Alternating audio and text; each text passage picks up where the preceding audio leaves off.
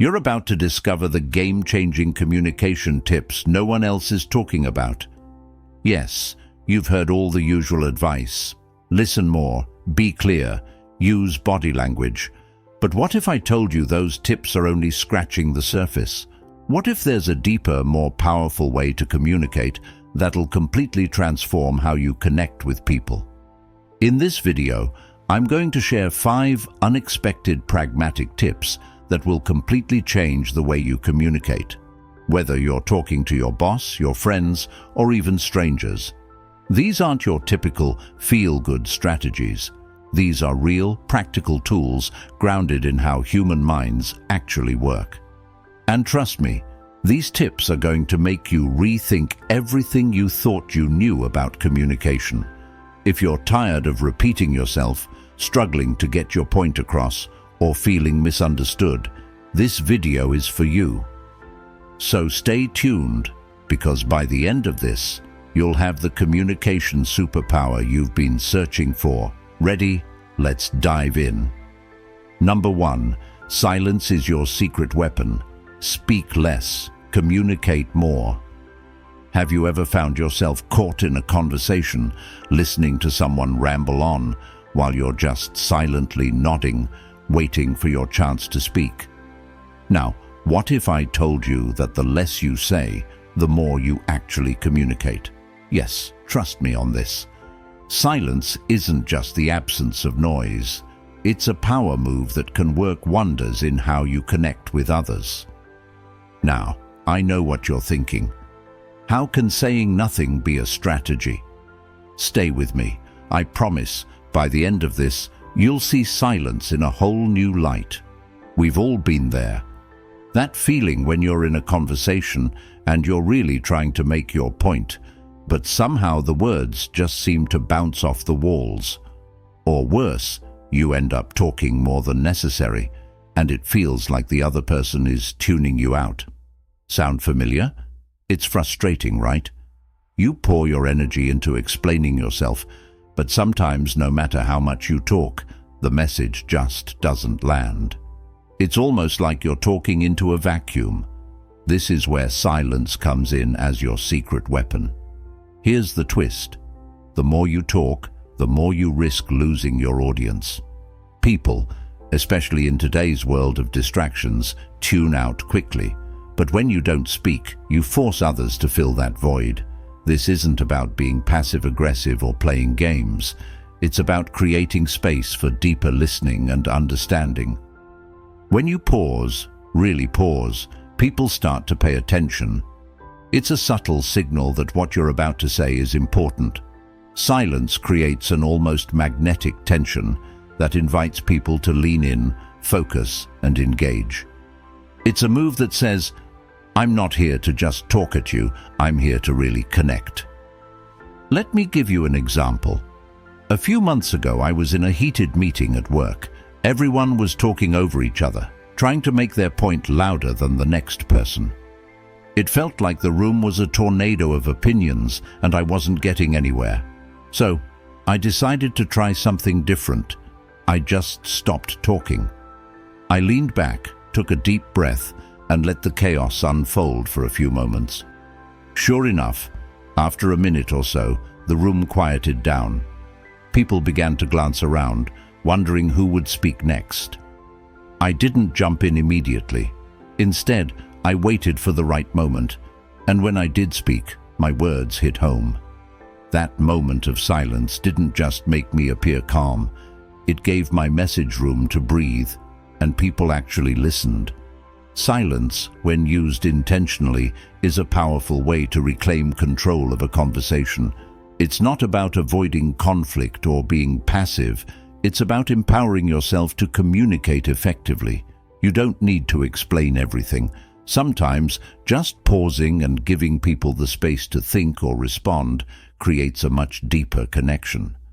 In a world where everyone's talking over each other, silence becomes your superpower, one that requires confidence and the ability to trust that you don't always have to fill every moment with words. This is about reclaiming your space, your peace, and your dignity. You don't need to prove anything to anyone by speaking incessantly. In fact, when you allow moments of silence, you create room for more meaningful interactions. It's not about avoiding the conversation, it's about shaping it to make sure your message lands when it matters most. So next time you find yourself in a conversation, try this. Embrace the silence. Don't be afraid to let those pauses linger. You might be surprised at how much more effective your communication becomes. Your words will carry more weight, and people will start to listen, because when you choose silence, you're showing that your thoughts are worth waiting for. And that's a conversation game changer. Number 2, disagree to connect. Challenge opinions for clarity. What if I told you that disagreeing could actually be the key to better communication? Yes, trust me on this. Disagreeing in the right way can actually help you connect more deeply with people. Now, I know what you might be thinking, but isn't disagreeing just going to cause conflict? Well, let's pause for a moment and reconsider. Disagreement doesn't have to be negative. It can actually be a powerful tool to clarify ideas and build stronger, more genuine connections. Stay with me. We've all been there, right? You're in a conversation and someone says something you don't quite agree with. Maybe it's a comment at work or something a friend says that doesn't sit well with you. Naturally, your first instinct is to stay silent to avoid a disagreement, hoping the conversation will just move on. But guess what? By not speaking up, you're letting the confusion or miscommunication hang in the air, and that can create distance instead of connection. Sound familiar? It's frustrating when you're not on the same page, but sometimes the only way to really get on the same page is to challenge those opinions and get to the heart of the matter. Here's the strategy. Instead of simply nodding along or avoiding the uncomfortable disagreement, embrace it. When you challenge someone's opinion, you force them to clarify their thoughts and make their reasoning clear. It's not about winning an argument. It's about creating space for deeper understanding. When you disagree, you're saying, I'm not just going to accept what you say at face value. I'm curious to know why you believe that. This simple act helps you get past surface-level conversations and into something more meaningful. And the beauty is, by respectfully challenging each other, you both walk away with a clearer understanding of one another's perspectives. It's a win-win. Let me tell you about a time when this really worked for me. A few weeks ago, I was in a meeting at work, and a colleague presented an idea that just didn't sit right with me. I could feel the urge to just nod along and let it slide, but instead, I spoke up. "Hold on," I said. "Can you walk me through how that would work in practice?" At first, the room went a little quiet, and I could see my colleague bracing for conflict. But here's what happened next. By asking that simple question, I forced him to explain his idea more clearly. And when he did, it wasn't just about his idea anymore. It opened up a whole discussion that led to an even better solution. In the end, our team walked out with more clarity, a stronger idea, and surprisingly, a deeper respect for one another's opinions. I didn't just disagree for the sake of it. I disagreed to connect and find a better path forward. This approach is about reclaiming your voice. It's about not letting miscommunication slide under the rug because you're afraid of causing a rift. Yes, it's a little uncomfortable at first, but discomfort often leads to growth. By challenging opinions, especially in a respectful, curious way, you're not just avoiding conflict. You're encouraging clarity, honesty, and a stronger bond. And guess what? People appreciate it when you ask them to clarify their thinking. It shows that you're not just listening to respond, but listening to truly understand. So next time you find yourself in a conversation and feel that instinct to hold back, challenge it. Disagree, but do it in a way that promotes connection, not division. It's not about being right. It's about creating a space where both of you can grow and learn together. And in the end, That's the kind of communication that strengthens relationships and fosters real understanding. Your thoughts, your voice, and your perspective are worth sharing. So speak up, challenge ideas, and use disagreement to build bridges, not walls.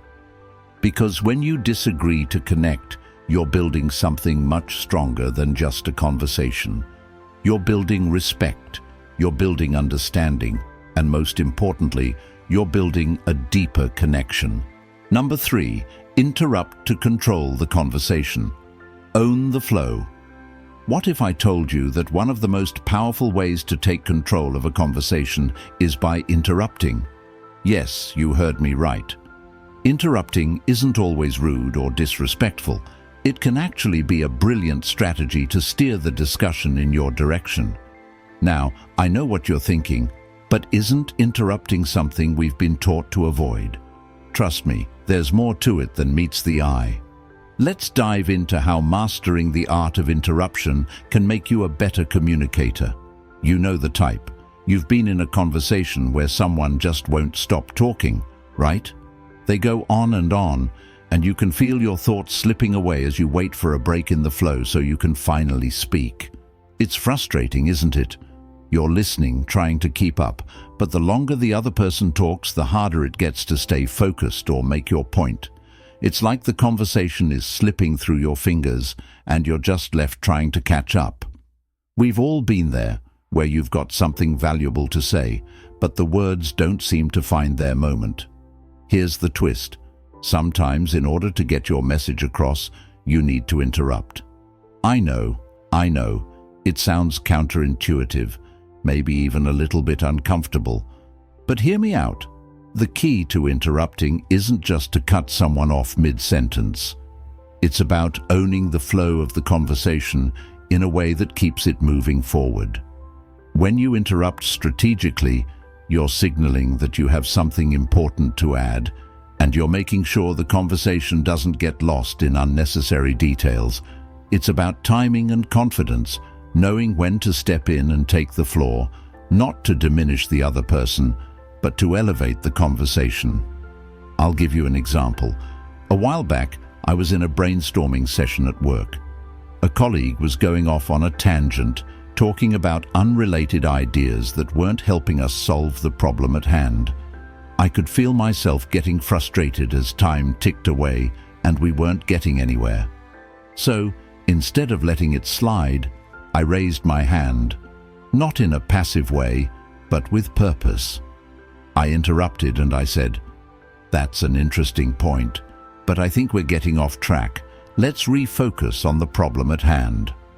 At first it was a little awkward, but the room shifted immediately.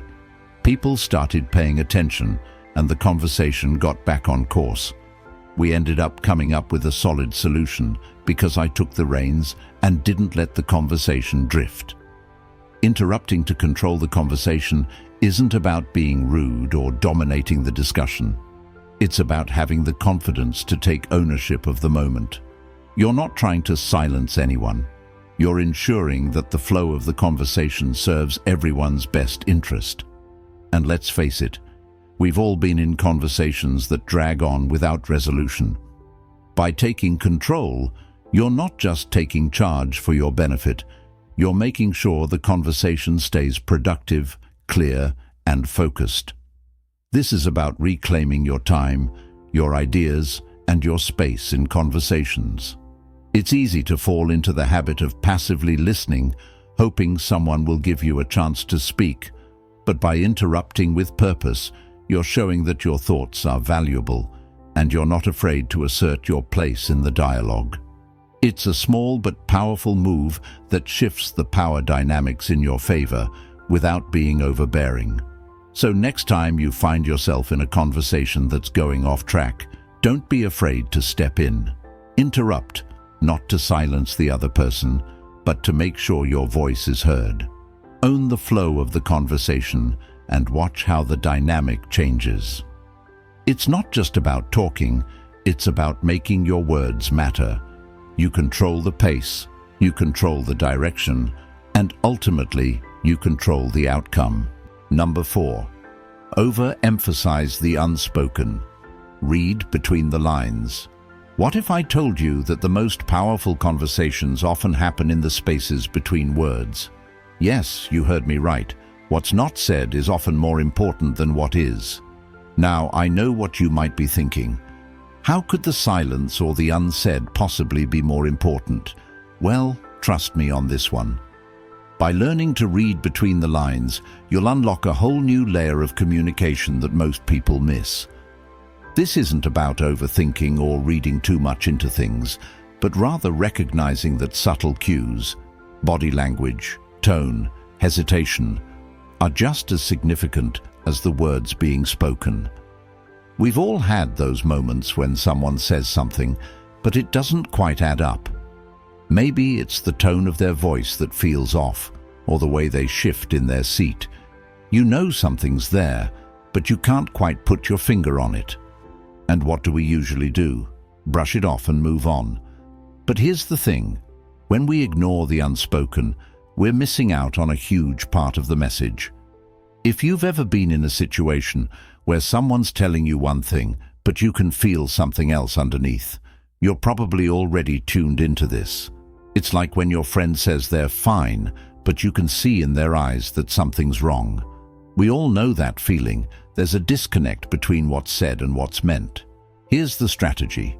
Overemphasize the unspoken. When you sense that something's off, lean into it.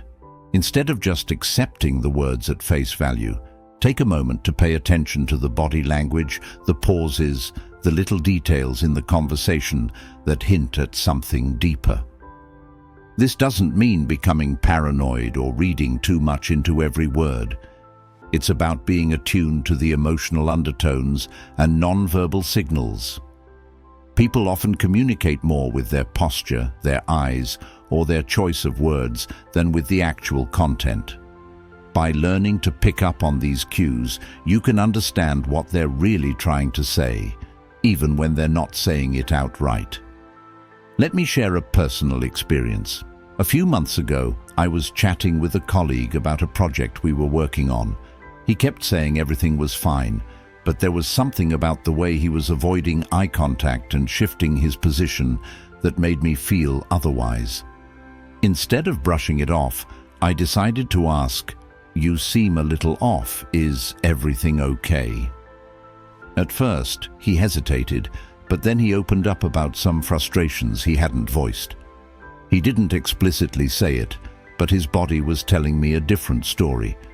By reading between the lines, I was able to give him space to express what he hadn't yet said, and it strengthened our collaboration because I knew what was really going on. It wasn't just about the words, it was about understanding the emotion behind them. This strategy is about reclaiming the power of observation and intuition. We all know that feeling of sensing something's wrong even when no one's speaking up. Trust that instinct, because it's usually right.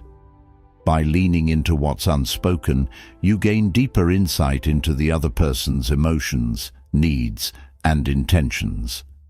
It also helps you avoid misunderstandings that can arise when we only focus on the surface level of communication. This isn't about prying or pushing for answers. It's about showing that you're paying attention and that you care enough to understand the full story, not just the words they're saying. So next time you're in a conversation and you feel like something's being left unsaid, don't ignore it. Look for the little signals, the way they move, the silence between sentences, the things they're leaving out. Overemphasize the unspoken, and you'll open up a whole new dimension to your communication.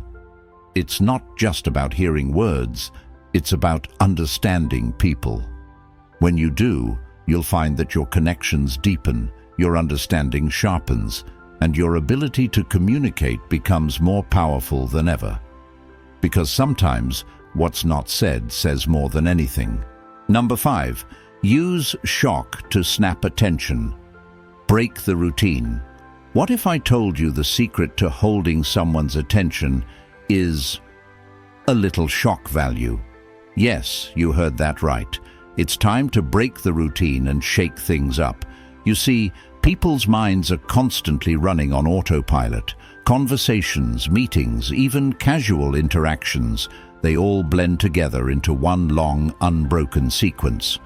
But here's the catch. When you introduce a little shock, something unexpected, it stops them in their tracks and forces them to pay attention. You might be thinking, isn't that a bit dramatic? Trust me on this. It's exactly what you need. We've all been there, sitting in a meeting, hearing the same old presentation, or having the same old conversation. It's like everyone's on cruise control, nodding along, half listening. You've probably experienced this at work or with friends. That moment when someone's talking, but you can feel your attention slipping away. Maybe you've even caught yourself zoning out or checking your phone. It happens to the best of us. But imagine if, right in the middle of that moment, something totally unexpected happened. It could be a surprising comment, a sudden change in tone, or an unusual approach. It jolts the conversation back to life, and suddenly everyone's engaged. Now here's the strategy. Use shock to snap attention. I don't mean shock in a negative or offensive way, but a twist. A shift that catches people off guard and pulls them out of their mental rut. This could be as simple as telling a surprising fact, using humor when people least expect it, or asking a bold, unexpected question. It's all about breaking the usual flow and introducing something that demands attention. Why does it work? Our brains are wired to react to the unexpected. When we encounter something out of the ordinary, our curiosity spikes, and we can't help but focus. It's like when someone suddenly stops talking in the middle of a sentence. You instantly wonder why, and you're all ears for the next word. I'll give you a real-life example. A few months ago, I was at a networking event. Most of the conversation had been pretty standard, people talking about their careers, their projects, the usual small talk. But then, when it was my turn to introduce myself, I didn't follow the typical script. Instead of saying, I'm a video editor and I work on projects like X, Y, and Z, I said, I'm the person who makes you look good on camera, even when you've had 0 sleep and 3 cups of coffee. There was a pause. I could see the surprise in people's eyes. No one expected that. It broke the ice, and suddenly everyone was curious, asking questions, laughing, and engaging in a way they hadn't before. The conversation shifted, and I had everyone's attention. All it took was a little unexpected twist. This technique isn't just about grabbing attention for the sake of it, it's about creating a memorable experience. When you break the routine with something unexpected, you create a moment that stands out. It's a small disruption that leads to a greater connection. Think about how you want to be remembered after a conversation or meeting. Do you want to be just another voice in the crowd? Or do you want to be the person who made them stop, think, and engage? When you use shock to break the routine, you show strength, confidence, and a willingness to stand out. So next time you're in a conversation or a presentation, don't be afraid to break away from the script. Use a little shock to snap people out of their autopilot mode. Whether it's through humor, an unexpected statement, or a bold question, you'll create a moment that makes people sit up and listen. And trust me, they'll remember you for it. It's not about being extreme, it's about being bold enough to shift the energy and reclaim the focus. Break the routine, and you'll break through the noise. Number 6. Leverage vulnerability as a strength. Share personal failures. What if I told you that the key to building trust and connection doesn't lie in your successes, but in your failures? Yes, you heard that right. It's time to stop hiding behind a perfect image and embrace vulnerability as a powerful tool. Now, I know what you're thinking, but won't people judge me if they see my flaws? Trust me on this. Showing your vulnerability is not a weakness. It's your secret weapon. In fact, it's the key to stronger, more authentic relationships. We've all been there. You're in a meeting, at a party, or even just chatting with a friend, and you feel this pressure to present your best self. You talk about your achievements, your wins, the things you're proud of. It's natural, right? But here's the thing. People don't connect with perfection. They connect with realness. Think about it. When someone opens up about their struggles or mistakes, don't you immediately feel closer to them? You're nodding along, maybe even thinking, wow, I've been there too. We all know the feeling of trying to hold it together and put on a brave face. But deep down, we just want someone to say, I get it. Here's the strategy. Leverage vulnerability as a strength. Instead of glossing over your failures, share them. Talk about the times when things didn't go according to plan, the lessons you learned, and how those experiences shaped you. It might sound scary at first, but here's why it works. Vulnerability breeds trust. When you show others your human side, they feel more comfortable showing theirs.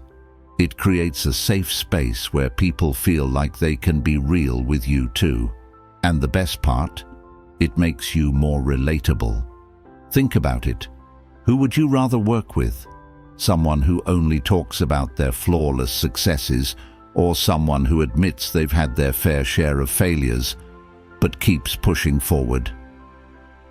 Let me give you an example from my own life. A few months ago, I was working on a big video project, and everything that could go wrong did. The footage got corrupted, the deadline was tight, and I was completely stressed out. I remember sitting in a meeting with my team, feeling like I was about to burst. But instead of pretending everything was fine, I admitted the struggle. I said, I messed up. The footage was lost, and I'm trying to fix it, but I'm stressed. I appreciate your patience. To my surprise, the reaction wasn't judgment or disappointment. It was empathy. My team rallied around me, offered support, and we found a way to make it work. Opening up about my failure didn't make me look weak. It made me stronger because it built trust and showed that I was human, just like everyone else. This is about more than just being honest with others. It's about reclaiming your own peace. It's about accepting that failures don't define you, they refine you. By sharing your struggles, you stop carrying them alone. And in doing so, you give yourself permission to grow. We've all felt the urge to over-explain or hide our mistakes because we're worried about how others will perceive us. But when we lean into vulnerability, we realize that our failures are just stepping stones to growth. It's okay to not have everything figured out. It's okay to stumble as long as you keep getting back up. So, next time you're tempted to hide your flaws or gloss over your mistakes, try something different. Embrace vulnerability as a strength. Share the things you've learned from your failures, and watch how people begin to connect with you on a deeper level. When you do this, you not only gain trust, you gain respect. And that, my friend, is how you turn vulnerability into your superpower. Your failures don't make you weaker, they make you real. And that's something people can truly connect with. Thank you so much for watching. I hope these 5 unexpected tips gave you some fresh insight into how you can level up your communication skills. If you found this video valuable, don't forget to hit that like button. It helps out more than you think. And if you're looking for more content on practical, actionable tips to improve how you connect with others, make sure to subscribe and turn on notifications so you never miss an update. Know someone who could use a communication boost? Share this video with them and help spread the word. I'd also love to hear from you in the comments. What communication challenges do you face, and how do you tackle them? Let's create a space where we can all learn from each other. Remember, effective communication isn't just about what you say, it's about how you connect. Keep these tips in mind and watch your relationships and opportunities grow. Until next time, stay confident, stay clear, and keep making those meaningful connections.